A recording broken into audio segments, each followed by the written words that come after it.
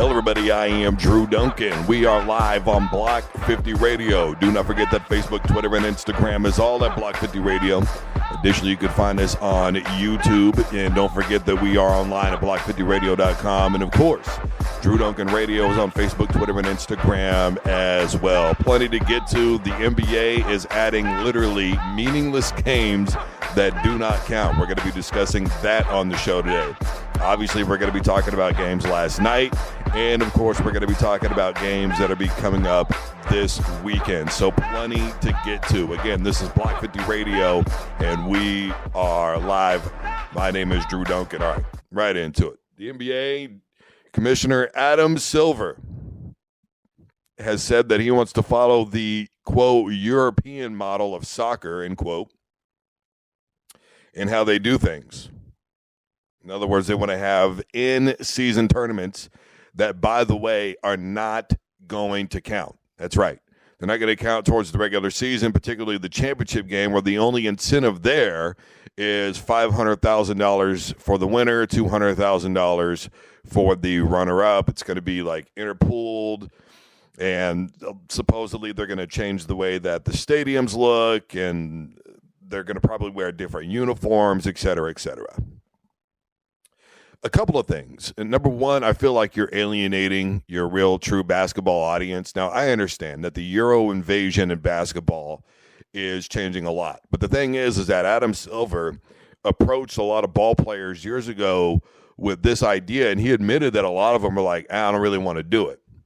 But, of course, the European players are very familiar with the, interleague cups and, the internal side, basically, games that really don't seem to mean much. At this point, to me, we're just talking about money grabs. The NBA reportedly is coming off of a season where they had over 22 million people in attendance for the regular season. And most arenas filled up about 18,000 people. That means they were selling out almost all season long. They're coming up on a plus 0.1% increase in revenue just in attendance alone. 60% increase supposedly on social media is what the NBA has reported. And yet here we are with them going, well, let's see if we can get more blood out of this turn-up. Let's see if we can get blood from a stone. Look, a lot of people are already upset that the NBA is 82 games. Now, there are some people that are like, hey, I could use more NBA basketball. But do you really believe that your teams need basketball that doesn't do anything for them during the regular season? We're not talking about summer leagues. We're not talking about, the Olympics. We're talking about games during the season that will literally not affect the outcome of the regular season in terms of seeding and any of those things. And in addition, he's talking about having the NBA Finals held on neutral sites, as if it's the Super Bowl or something. Look, the Super Bowl is held on a neutral site because, number one, it's only one game. So you are giving fans an opportunity to show up and support any team that they feel necessary in that game. Really, they just want to see a good game 9 times out of 10. And to be honest with you, the Super Bowl is, anybody will tell you, pretty much meant for those that are very well off. So there's that. Secondly, you have to understand that the NBA, part of what makes the playoffs so great is the crowd interaction. Earning home court advantage is something that teams do and they play for throughout the season. So that way, not even during the playoffs, but especially during the NBA Finals, they can have more games at home. And you're taking away that ability from a crowd that has been there game in and game out all the way from the beginning of the season to the playoffs. And then all of a sudden in the NBA Finals, you go, no, I don't think so. Not necessary. No. We're going to do it like college basketball and fill up an arena and see how it goes. I mean, at that point, if you're going to do something like that, you're going to have to try and fill up a football stadium, which, again, is a money grab. Look, for me, the bottom line is you're asking enough of these players as it is already, and then on top of that, you're allowing load management and all these other things. So when these mid-season tournaments happen, are we even going to be seeing the premier stars in basketball? Are we going to be seeing LeBron James? Are we going to be seeing Kawhi Leonard? So if your idea is getting more basketball, which is going to be bringing up what you want is more revenue, let's be honest with you, that's the bottom line. They're trying to draw in more money, more sponsorship. They're trying to create new revenue. They're trying to entice a new audience. They're also kind of helping out the Europeans that are coming over and playing basketball and going, hey, this is what we're doing. This is something you're familiar with. You're trying to continuously entice that. They've already done things, obviously, the Euro step, etc. What used to be a travel in my day is now no longer a travel. And hell, half the time it doesn't even get called anyways. Well, unless, of course, you're watching the Suns game last night. But, you know, the fact of the matter is they're doing way too much at this point. They really are. They're alienating their true basketball audience. I don't know that a basketball audience wants to see that, especially when your team may be struggling to get into the playoffs as it is, and then you're going to tell me that you're going to give them more games that don't even count towards the in-season result. That the only thing that they're playing for is an incentive, and I think the winner, again, gets $500K, the loser gets $200K, well, runner-up anyway. Third and fourth place and everything else, you get nada. It doesn't do anything. It doesn't entice anything. I don't care what the uniforms are going to look like. I don't care what the stadiums are going to look like. And honestly, the NBA Finals, you're again alienating an audience that has been there, spending their hard-earned money every single game. 82 games. Let's see. Let's break that down to 41 in the season for home games? 41 games. Now, all of a sudden, plus the playoffs, you're telling them, your money just wasn't good enough. You have to understand that the reason that local teams get to complain, and I've always said this about financial status with ball players, is because their taxes literally pay for those stadiums. Their taxes literally pay for the basketball courts, for the baseball fields, for the football stadiums. Their taxes, in part, help pay the players' salaries. Now, of course, sports is the one place where I will also say that trickle-down economics works. Because Steph Curry exists, bars are open, restaurants are open. Because Steph Curry exists, people are in that stadium in Golden State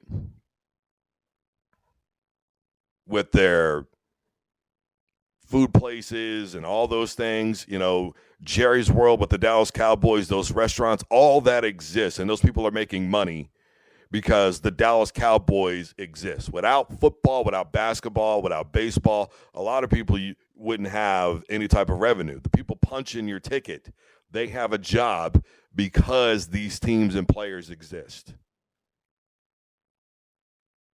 And that is why a lot of times I take the side of the athlete. And I take the side of the athlete here because the NBA is literally creating games that are meaningless. You're literally telling your audience, I just want you to keep watching. I just want to make more money. You're literally telling your athletes, I'm going to throw you a little incentive. And, you know, whatever you do is not going to count towards your stats. Whatever you do is not going to count towards anything. And it's just a nonsense trophy that's in the middle of your locker room. Whoop-de-doo. It's a bad decision.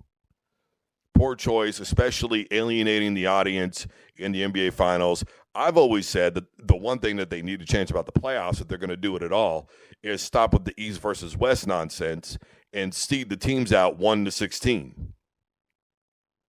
The best teams in the NBA. The top 16 teams in the NBA. Not 8 out of the East, not 8 out of the West.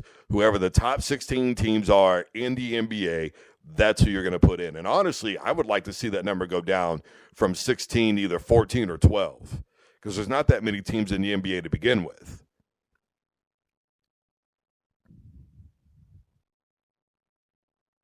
You drop the season from 82 to 62. You make the season more meaningful. I've got less games to recover if we don't start out good. I've got less games to give me home court advantage for not only the playoffs, but the NBA Finals. I've got less games to give myself an even better seed. And now I'm not just competing in my conference. Now I'm competing with the entire NBA for seeding and home court advantage. I think it would make the season a lot more interesting. And instead, they're trying to do things that, let's be honest, in this part of the world, it's not something that we're interested in. If we were interested in soccer-style tournaments, then soccer would be something that people would watch a lot of in the United States. The only time it seems that people watch soccer here on a consistent basis, for the most part, at least on a national level, is when it comes down to the Stanley Cup, or probably not the Stanley Cup, but the World Championships. That's when it matters. Other than that, it's not something that Americans embrace for the most part. We love our football. We love our basketball. We love our hockey. We love our baseball.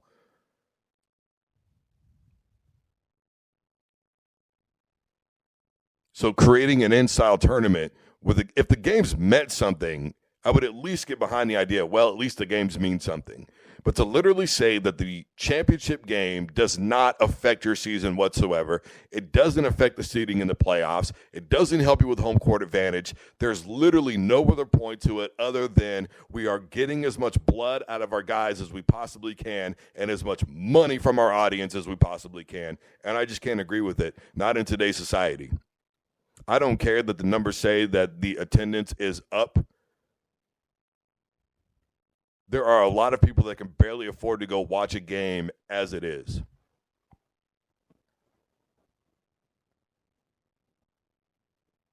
It's insulting. And that's all there is to that. All right, moving on. Last night, the Philadelphia 76ers blow a lead, but they end up hanging on to get the win.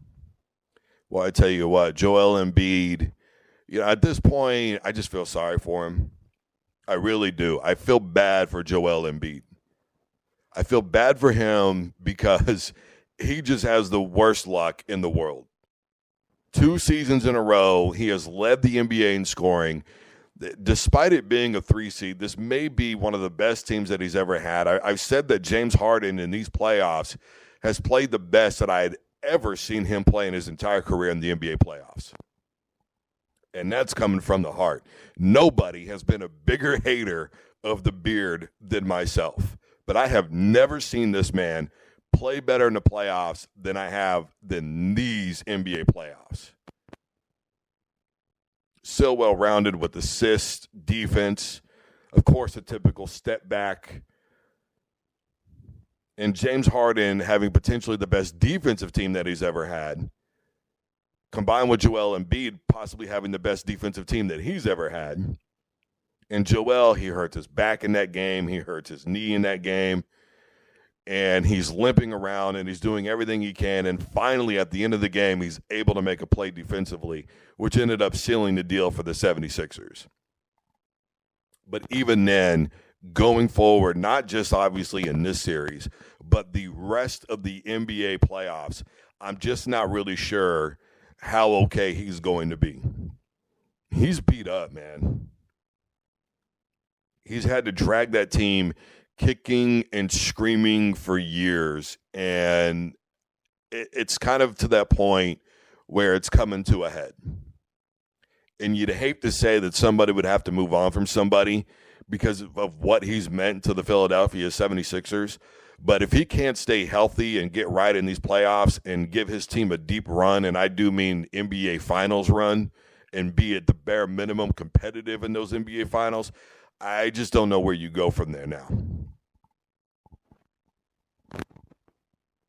This is, I think, a make-or-break moment for Joel Embiid. And at this moment, I honestly just feel sorry for him. He cannot stay healthy. I know to a lot of people it's a joke similar to Derrick Rose, that whole thing with him. We all know what Rose could have been if he could have just stayed healthy. But I get to a point where I look at somebody as an athlete and as an individual, and I just look at him and I go, this guy has literally given everything that he's had, and he just can't get things to go his way. He just can't. No matter what he does, it just seems like he either runs into the wrong team or he gets hurt or whatever the situation is, or they don't have enough defense, or he's carrying the team by himself, or Ben Simmons was making silly plays, or, they just couldn't keep up. Offensively, guys around him would sputter. He would have to carry these teams. And now he's finally got a very well-rounded basketball team, a truly well-rounded basketball team. They're not one-dimensional. They're not just going to beat you going up and down the court and have to play fast basketball. They're not just going to set a pace and that be that. I mean, last night, that was a physical game between Brooklyn and Philly.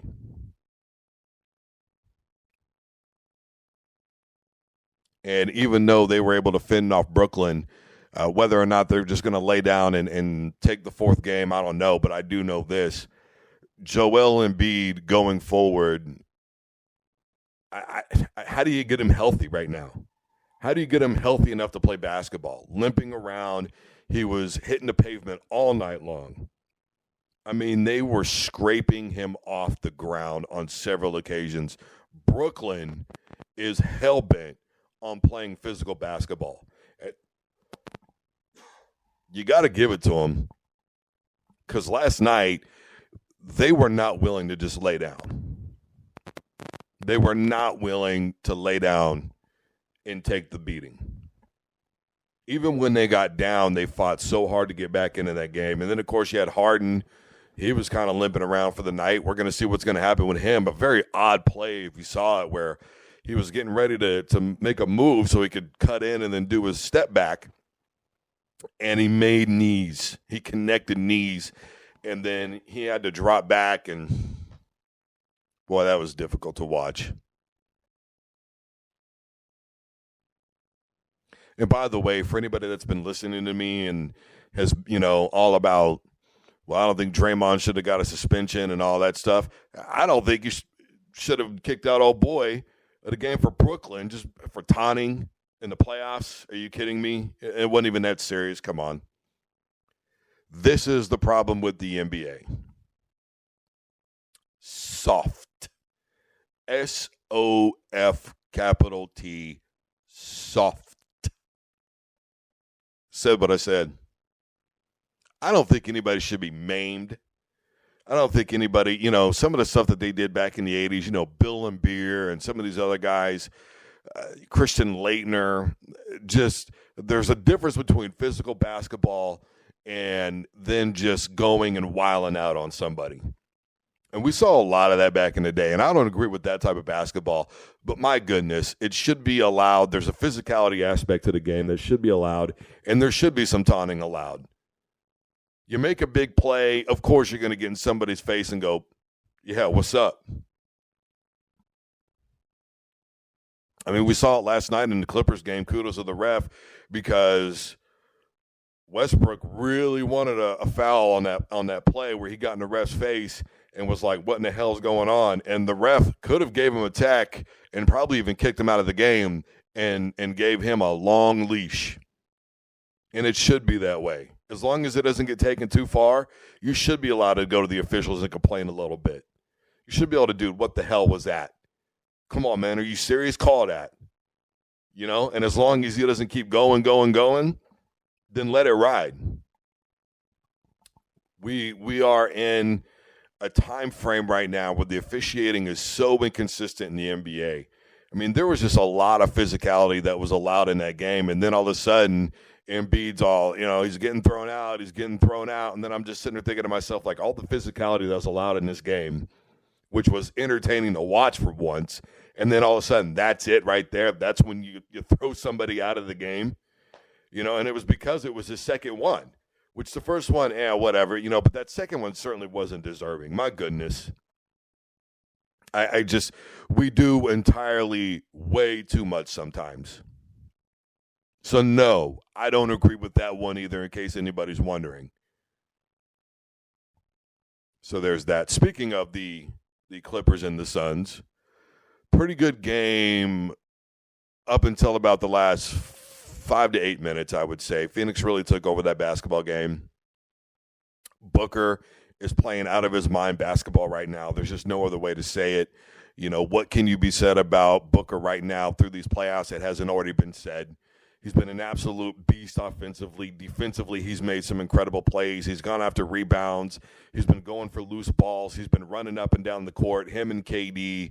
I talked about it about a couple of months ago when KD first joined with the Suns, and I saw the first game, and I said, him and Booker have a real connection on the court. They really do. It's authentic. And, KD doesn't have to go and carry a basketball team. He's got Booker to help. CP3 hasn't been playing that good. And right now, this is Booker and KD's basketball team. Defensively, they've played just good enough. Westbrook, I will give him credit. Defensively, he's been amazing. He's made a couple of plays offensively, but he hasn't been outstanding. Really, game 2 was his best performance, and the Clippers didn't even win that game.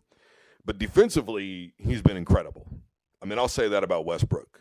There's no denying what he's been doing defensively. However, the negative part is he's keyed in on KD so much that he's alienated guys on rotations and getting over for defensive help, and sometimes even in transition because his focus has been Kevin Durant. It's really hindered the Clippers. Now, while they're not going to just lay down and take it, the Phoenix Suns, one of the things I talked about at the beginning of the season was them playing bully basketball. They were playing physical, and they clearly had a mission. And when they were able to get KD when they were, it was an obvious move of, this is it for us. We are going after a championship. And if KD wants to get down with the get down, believe me when I tell you he will. And I got to tell you, I was really surprised that initially when, they were shooting, some of the free throws and they started fouling, at the first possession right away just didn't go to KD and stick with them. Don't forget, CP3 missed both of those free throws. He has not been playing good at all in the playoffs, at least at this point. If I'm anybody that's got KD on my team in that situation, there's only one guy I want to hold on to the ball and shoot free throws. He's 92%. Dude is money. And I think he was 11 out of 11 last night from the stripe. That's 11 extra points. People just continuously misunderstand for some weird reason what free throws do. It closed out the game. It got them 11 extra points that they wouldn't have had otherwise. It's been one of the biggest differences in KD and his scoring so far in the playoffs. Free throw shooting. And when you shoot 100% from the stripe in a game, basketball basics are still a thing. I keep repeating myself, but rebounding, free throws, good defense, half-court sets, it still wins you games. It still wins you games.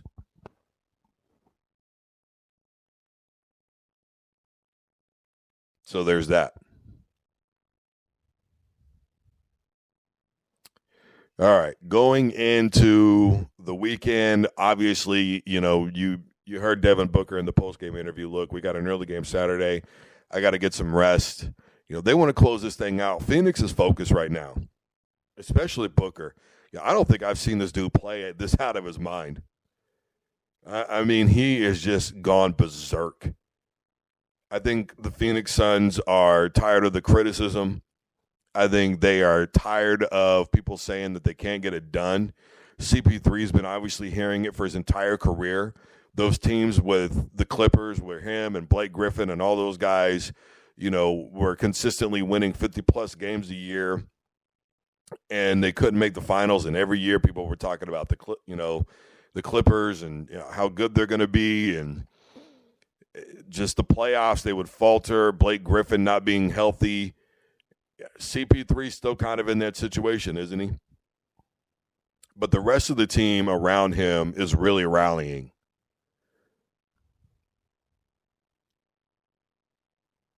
And I don't give a damn what anybody wants to say. Kevin Durant gives you an edge that you don't have without him. He's fearless. There's nothing he can't do on the court. He's been there time and time again. He thrives in situations that require somebody to have ice in their veins. I don't give a damn what you want to say about him with Golden State. He is an NBA Finals MVP. There is a reason for that. It's not something they just hand out to anybody, folks. They don't just give out MVPs. I hate to break it to you. It's not a willy-nilly thing, especially in the NBA Finals. It's just not. He was the best player on the court. Now, a lot of people may argue and say, well, he's not even the best player on the court right now with the Phoenix Suns. Look at what Booker is doing. Yeah, look at what Booker is doing. Wouldn't it have been nice if that would have been what Westbrook was doing?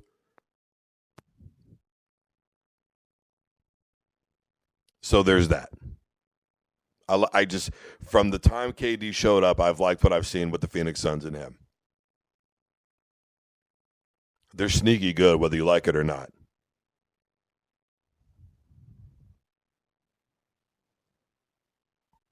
Obviously, Boston's going to be looking to put it away. They're looking for a sweep.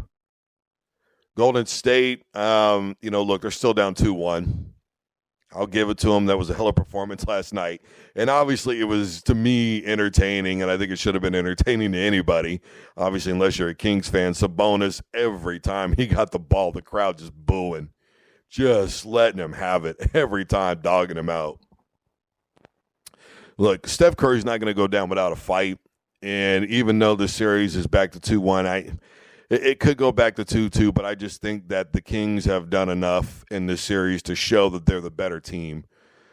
When Draymond Green comes back, because it was only a one-game suspension, if I remember correctly, when he comes back, the difference that he's going to make, who knows? Because, him and Sabonis, it's going to be such a focal point for the officials that the way he's going to have to tread water, I don't know at this point.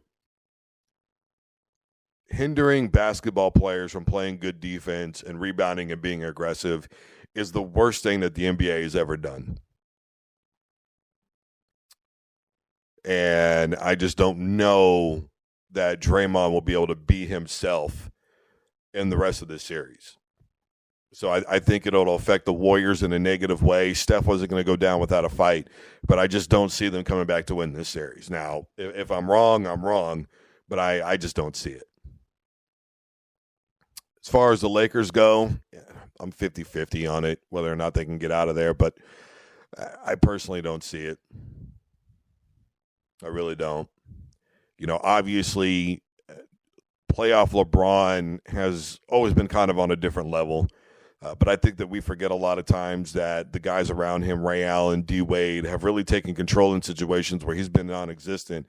And we've seen that with the Lakers already in these playoffs. Anthony Davis has taken control where LeBron was non-existent. And I'm not saying that it's not a team game because obviously we've seen that with the Sixers. Guys stepping up around Joel and James Harden when they've been kind of injured, especially last night, like I talked about. It takes guys around you to do it. And, just like with KD, as good as he is, Devin Booker stepping up, playing out of his mind. So I'm going to be fair to LeBron in that instance, but also KD wasn't non-existent. He hit big free throws and a couple big shots down the stretch. Joel Embiid, hurt, still making blocks, getting rebounds down the stretch, including the block that sealed the game. These guys aren't completely non-existent. They're making plays. So, LeBron, it's an uphill climb for the Lakers. Even if they get out of this series, they don't make it past the next round, that's for sure. So we'll see how all this begins to turn out. Unfortunately, I don't know that the Knicks are going to get by the Cavs right now. If they would have played – if they play like they did in game one, solid defense, great rebounding, everybody stepping up, that would be one thing. But, I don't know. And, of course, Memphis surprising everybody. No John Morant, no Steve Adams. I mean, they're missing their guys, and, they played out of their minds. We'll see. We'll see how that turns out. But, the thing about the NBA is, the playoffs, everything is so game to game. It's almost like you never know what you're going to get. But there's a couple of series that I think are obvious. Obviously, Boston. I mean, they're going to handle business. I'd be surprised if they didn't sweep it. If you find a team just isn't going to go down without a fight, it could end up in that situation. But I just feel like they're going to sweep. So that should be that.